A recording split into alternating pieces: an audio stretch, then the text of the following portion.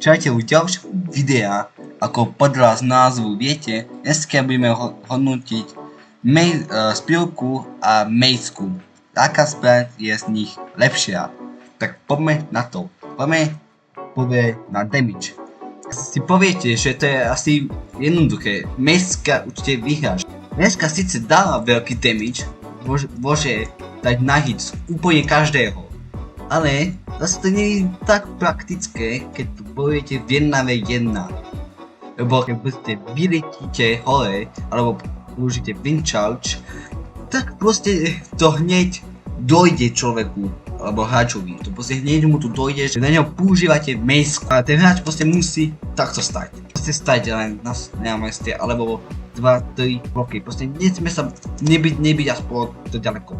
Jasné, že máš tu editu, ktorá ti v tom pomôže, ale je to proste otravné, keď proste letíš a proste ho vidíš na druhej strane. Túto trošku spilka síce je slabšia, nedáva na každého typka na hit, a nevidíš, tak môžeš zase letieť a zase ho hantiť spilkou. Kto vyhráva na damageom? Tak tu bohužiaľ, majste pravdu, je to mejska.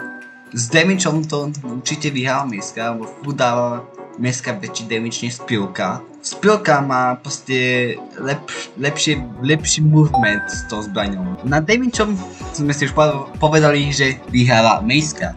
Na movementu vyhráva spilka. Využitie. To je tiež dôležitá vec. Využitie. Mejska sa používa len na PvPčko a hlavne v SMPčka. To isté platí i pre spilku. Proste to používaš na PvP, na SMP a občas to používaš v hardcore. Pretože keď to vydajú, či ti to budú používať, keď sa vám to nedošlo, tak toto je ešte pred natočené, toto je ešte snapshot. Pri využití by som dal remízu. No ale furt máme docela vyrovnané skóre. Čo bude ďalšie? Ako vidíte, to keď sa mi načíta celá mejska a chce jej damage, trvá docela o dosť dlhšie než spilka. Tá vec je ľahšia na vykraftenie. No, asi mám to rýchlo došlo. Je to spilka. A keď je ľahšia na vykraftenie, tak proste musí byť trošku slabšia. Zase mejska je o mnoho ťažšia na vykraftenie, pretože je aj silnejšia. Vidíte, má 6 attack damage a... No a aká vec je teda lepšia? Je to mejska alebo spilka?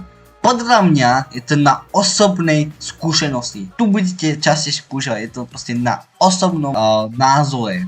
Ale obidve zbrane sú strašne super a určite budú zábavné, keď s nimi budeme kombinovať. Takže vlastne za jeden deň. A tieto obidve zbrane sú goated. A keby som si mal vybrať osobného favorita, tak asi mejska. Tak asi mejska je to asi viac hustá zbraň. Keď sa vám toto video páčilo, tak dajte like a odber a dajte mi vedieť, že sa vám tento formát páči a že chcete viac týchto porovnávačiek a vlastne viac z Minecraftu.